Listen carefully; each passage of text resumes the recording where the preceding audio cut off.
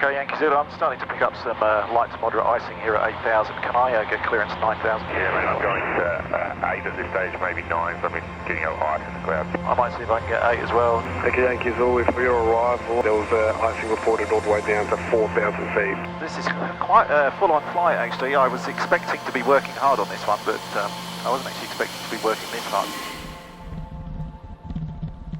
There she is. A rainy, grey, cloudy, overcast, typical Melbourne day today. Absolutely perfect for the flight I want to do. This is the story of the time I went flying with my friend Stephen to a place called Tokemwal. It's a short 40-minute flight from our home base of Melbourne, and everything on the way up all went without any kind of issue.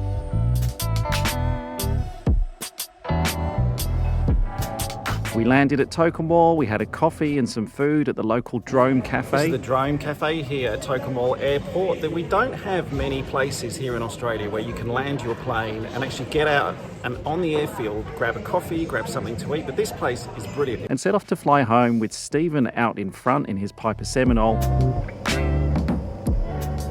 Bye, Stephen. And me 10 minutes behind in my Cirrus SR22. And it was on this return leg that we both encountered some pretty concerning icing conditions. Now, a quick meteorological lesson.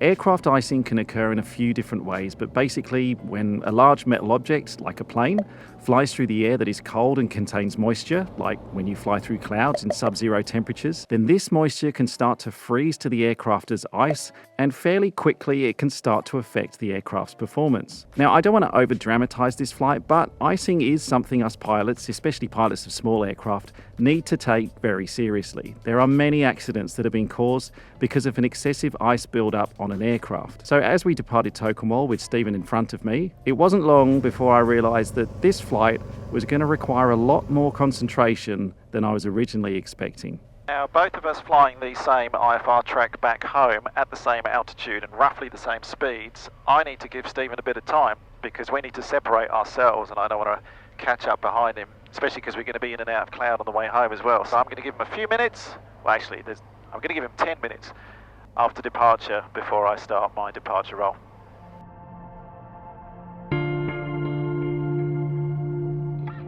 Tokemwal traffic, Echo Yankee Zulu is rolling, runway 18 will be an upwind departure, IFR climbing 7,000 feet, tracking southbound. Tokemwal traffic.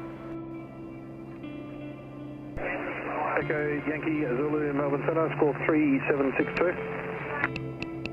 3762, Echo Yankee Zulu. How's the ride at 7,000? I'm currently in and I'm thinking about going higher, to be honest. Okay, understood. Just coming up 6,000, climbing to 7, but let me know how you go.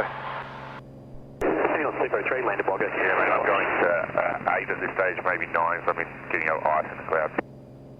Yeah, okay, I heard you make that call. I might see if I can get 8 as well, just to see if I come on top.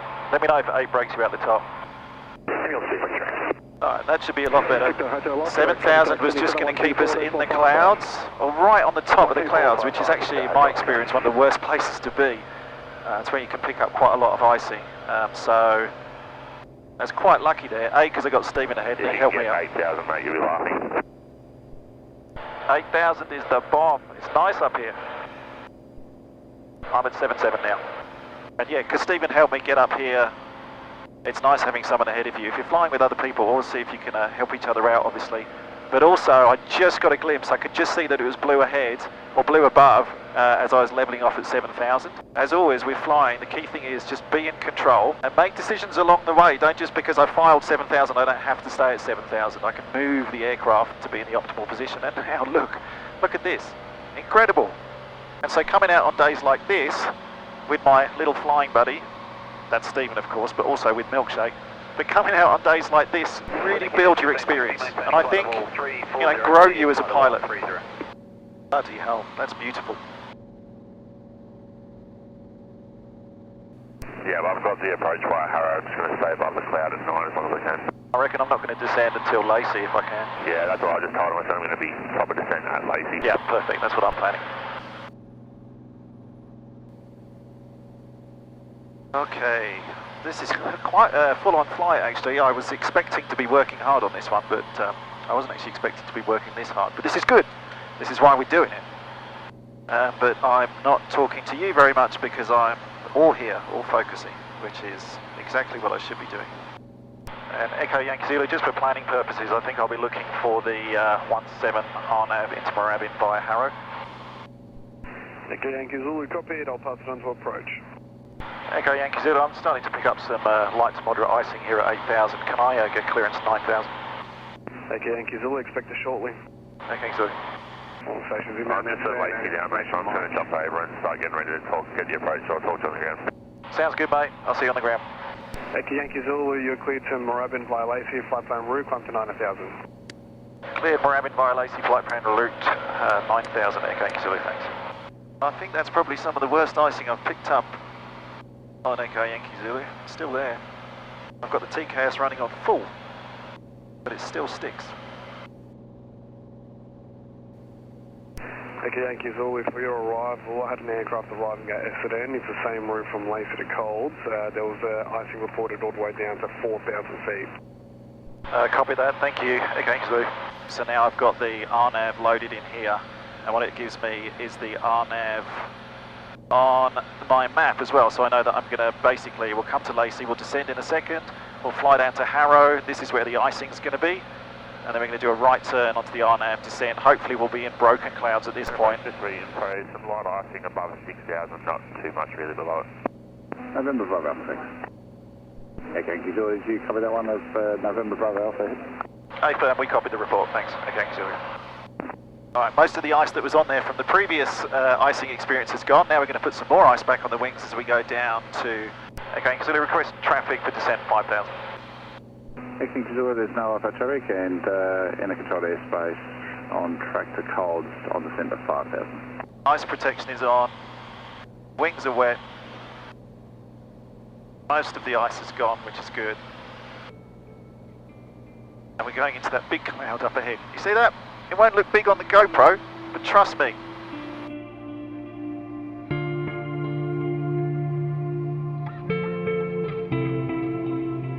Approach Cessna 439, setting 4,000.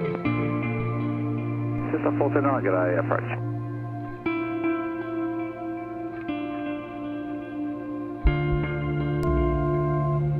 Thousand to go. 4322, descend 2,500 to the GLS runway 27 approach. Send it 2,500, clear the GLS runway 27 approach. And Echo Yankee Zulu, request traffic for further descent 3,600. Because hopefully that will get me underneath the cloud. Hopefully. Echo Yankee Zulu, when ready, clear to lead control area, descending via the RMP runway 17 left approach. When ready, clear to leave controlled area on descent via the RMP 17, Echo Yankee Zulu. 3,300. Let's get down. Almost at the bottom of the clouds. Approach column 439, descending 9,000, frame in. Going to turn the de-icing off now, it's 4 degrees outside, I think we're all good. I say de-icing, it's anti-icing. Ah, Melbourne, look at that.